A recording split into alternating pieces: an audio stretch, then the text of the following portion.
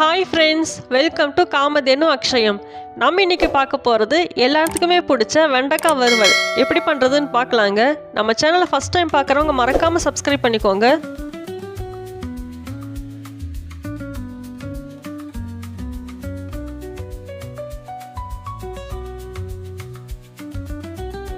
நான் இன்றைக்கி 1/4 கிலோ அளவுக்கு வெண்டைக்காய் எடுத்திருக்கேன். வெண்டைக்காய் இது மாதிரி சின்ன சின்னதாக கட் பண்ணி வச்சுருக்கேன். நல்லா லேஸாக கட் பண்ணி எடுத்திருக்கேன்.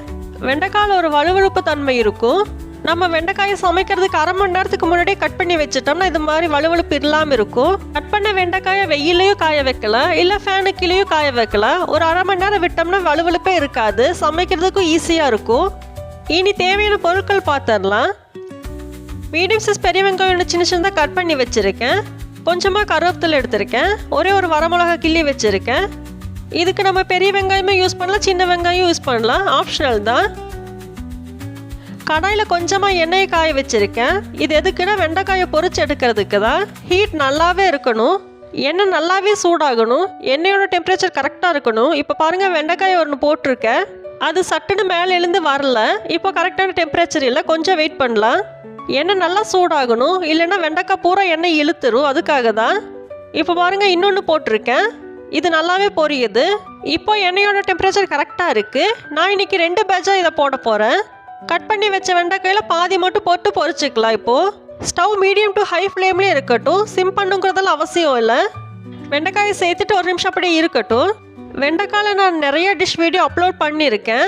வெண்டைக்காய் பொரியல், வெண்டைக்காய் புளி கரைச்சல், வெண்டைக்காய் புளி குழம்பு, அந்த வீடியோட லிங்க் எல்லாம் டிஸ்கிரிப்ஷன் பாக்ஸில் கொடுக்குறேன், வேணுங்கிறவங்க செக் பண்ணி பாருங்கள். வெண்டைக்காய் எண்ணெயில் போட்டு 1 நிமிஷம் போல் இருக்கும். இப்போ திருப்பி விட்டுறலாம். இது மாதிரி திருப்பிகிட்டே இருக்கணும், அப்போ தான் ஈவனாக எல்லா பக்கமுமே கலர் வரும். இல்லைன்னா ஒரு பக்கம் நல்லா செவந்துடும், ஒரு பக்கம் வெள்ளையாகவே இருக்கும். இந்த டிஷ் பண்ணுறது ரொம்ப ஈஸி, பிகினர்ஸ் பேச்சுலர்ஸ் கூட ஈஸியாகவே செஞ்சிடலாம். எண்ணெயில் போட்டு பொரிக்கிறதுக்கு 2 நிமிஷம் போல தான் ஆகும், சீக்கிரமாகவே பொரிஞ்சிடும். வெண்டைக்காய் நல்லா காய வச்சு எடுத்தோம்னா எண்ணெயும் இழுக்காது. இப்போ லைட்டாக கலர் மாற ஆரம்பிச்சிருச்சு. இப்போவே நம்ம எடுக்க வேண்டாம். இப்போ எடுத்தோம்னா வதன்னு தான் இருக்கும். நல்லா மொறுமொறுன்னு ஆகட்டும். நல்லா மொறுமொறுன்னு ஆகும்போது சாப்பிட்றதுக்கும் நல்லா இருக்கும். வெண்டைக்காய் உடம்புக்கு ரொம்ப நல்லது. அந்த வழுவழுப்பு தன்மை தான் ஜாயிண்ட் பெயின்ஸ் எல்லாம் சரி பண்ணும். ஆனால் நம்ம யாரும் அதை சாப்பிட்றதே இல்லை.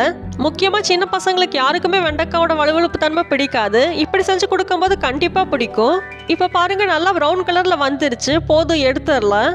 இது மாதிரி நல்லா ப்ரௌன் கலரில் எடுக்கும்போது நல்லா மொறுமொறுன்னு இருக்கும். இதுக்கு முன்னாடி எடுத்தோம்னா கொஞ்சம் வதன்னு தான் இருக்கும்.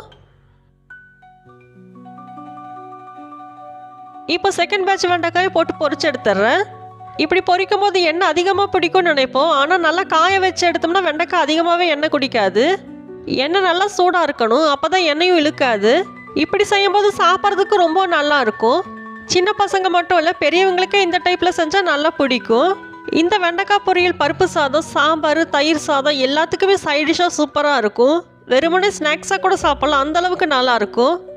நம்ம சாதாரணமாகவே வெண்டைக்காய் வணக்கும் போது 1 டேபிள் ஸ்பூன் எண்ணெயாவது ஊற்றி தான் வணக்குவோம், அதோட வழுவழுப்பு தன்மை போகிறதுக்காக. இது அதை விட கொஞ்சமாக எண்ணெய் இழுக்கும், அவ்வளோதான், அதிகமாகலாம் எண்ணெய் இழுக்காது. இப்போ செகண்ட் பேட்ச்சு நல்லா செவந்துருச்சு, போதும் எடுத்துடலாம்.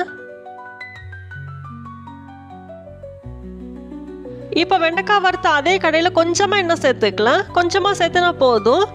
இப்போ எண்ணெய் நல்லா காஞ்சிருச்சு. 1/4 டீஸ்பூன் கடுகுளுந்த பருப்பு சேர்த்துக்கலாம். அது கூட கடுகுளுந்த பருப்பு வெடிச்சதுக்கு அப்புறமா தாளிக்க வச்சிருந்த வெங்காயம், வரமிளகா, கருவேப்பிலை சேர்த்துக்கலாம். வெங்காயம் நல்லா வதங்கி வரட்டும். வெங்காயம் நல்லாவே வதங்கிருச்சு, நல்லாவே கலர் மாறிடுச்சு. இப்போ நம்ம வெண்டைக்காவை சேர்த்துக்கலாம். வெண்டைக்காவை சேர்த்துட்டு 1 நிமிஷம் போல் வணக்கி விட்டால் போதும், அதிகமாகலாம் வணக்க வேண்டாம். இப்போ வெண்டைக்காவுக்கு தேவையான அளவுக்கு உப்பு சேர்த்துக்கலாம். வெண்டைக்காவை பொரிக்கிறதுக்கு முதல்ல உப்பு சேர்த்துக்கலாம், இப்போ தான் சேர்த்துக்கிறேன். நல்லா கலக்கி விட்டால் போதும். இப்போ ஸ்டவ் மீடியம் ஃப்ளேம்லேயே இருக்கட்டும். நம்ம இந்த பொரிச்ச வெண்டைக்காயை தாளிக்காமல் ஸ்நாக்ஸாகவும் சாப்பிட்லாம், இல்லை இது மாதிரி தாளித்து சைட் டிஷ்ஷாகவும் சேர்த்துக்கலாம். வெண்டைக்காய் சேர்த்துட்டு 1 செகண்ட் நல்லா வணக்கி விட்டுறலாம், போதும். வெண்டைக்காவை நல்லா வணக்கியாச்சு, போதும். இப்போ ஸ்டவ் ஆஃப் பண்ணிடலாம். இப்போ பாருங்கள், பார்க்குறதுக்கு எவ்வளோ நல்லா இருக்குன்னு, சாப்பிட்றதுக்கும் சூப்பராக இருக்கும். நம்ம வெண்டைக்காய் வறுவல் சூப்பராக ரெடி ஆயிடுச்சு. நீங்களும் இதே மாதிரி செஞ்சு சாப்பிட்டு பாருங்கள். வீடியோ பிடிச்சிருந்தா லைக் பண்ணுங்கள். காமதேனு அக்ஷயத்துக்கு சப்ஸ்கிரைப் பண்ணுங்கள். தேங்க்ஸ் ஃபார் வாட்சிங்.